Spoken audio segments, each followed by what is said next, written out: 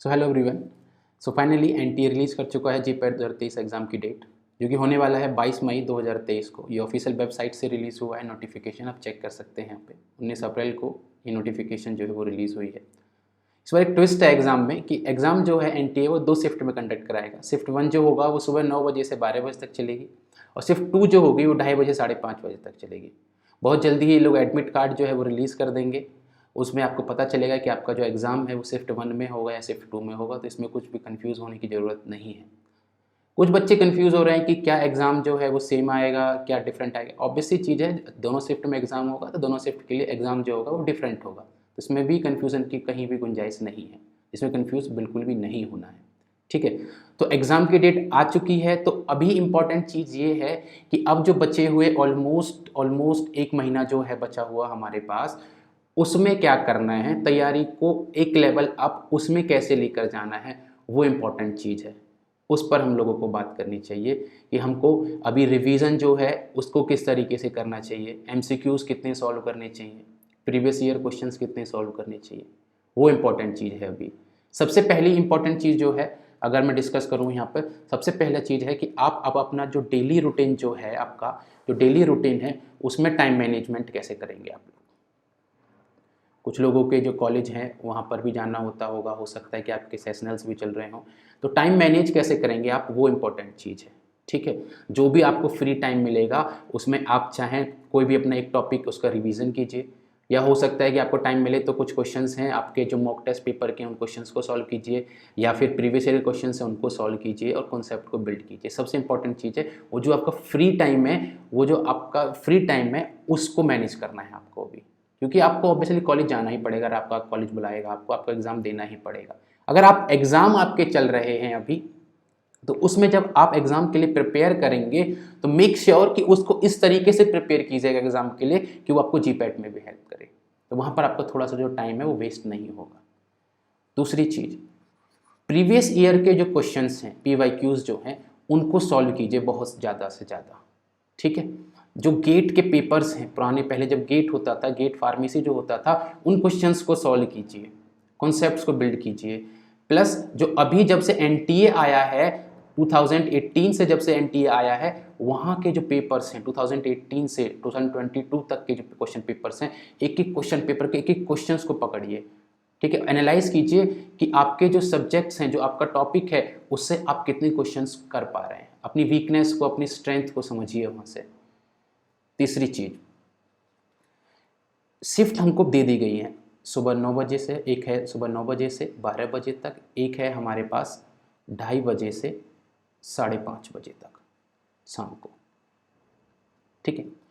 कोशिश कीजिए कि किसी एक शिफ्ट में बैठ के एक क्वेश्चन पेपर को उठा के प्रीवियस ईयर का, और उस 3 घंटे के लिए बैठिए, कुछ इस तरीके से एनवायरनमेंट बनाइए कि एक्चुअल में आप एग्जाम दे रहे हैं।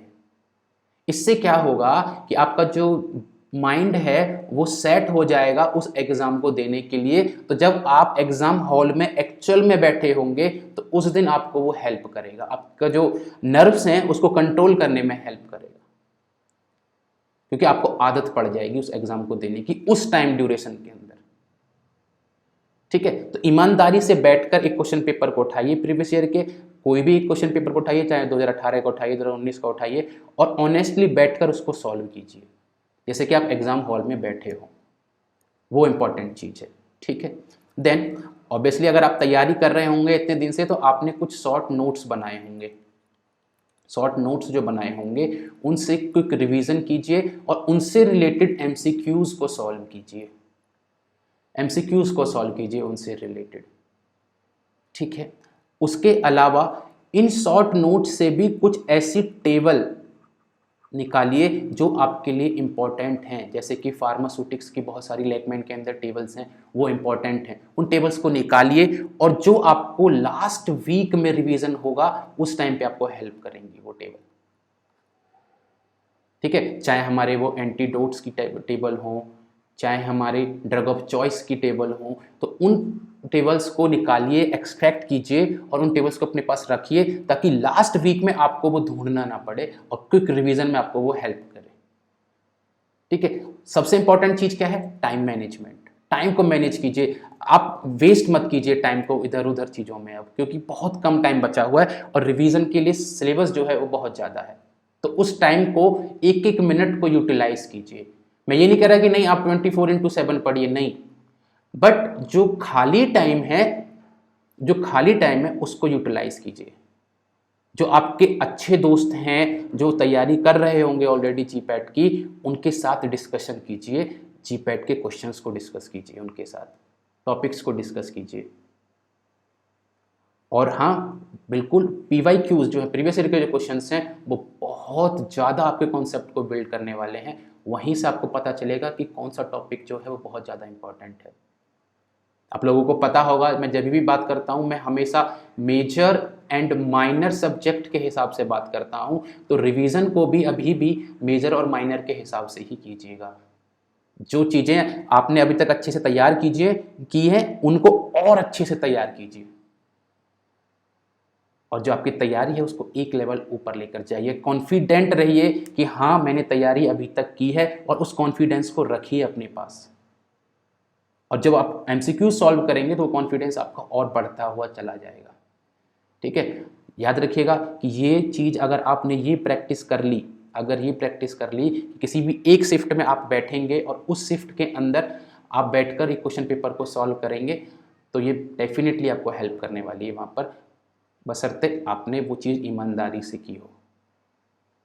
ठीक है, आपका जब एडमिट कार्ड आएगा तो आपको पता चल जाएगा कि आपकी जो शिफ्ट है वो कौन सी शिफ्ट है। बाकी आप शॉर्ट नोट से अपना रिवीजन कीजिए, MCQs को ज़्यादा से ज़्यादा सॉल्व कीजिए और कॉन्सेप्ट को बिल्ड कीजिए, रटिएगा मत MCQs को, क्योंकि रिपीट नहीं होते हैं MCQs, उनके आसपास से घुमा के जरूर क्वेश्चन आता है। ठीक है, तैयारी करते रहिए, कॉन्सेप्ट को बिल्ड करते रहिए।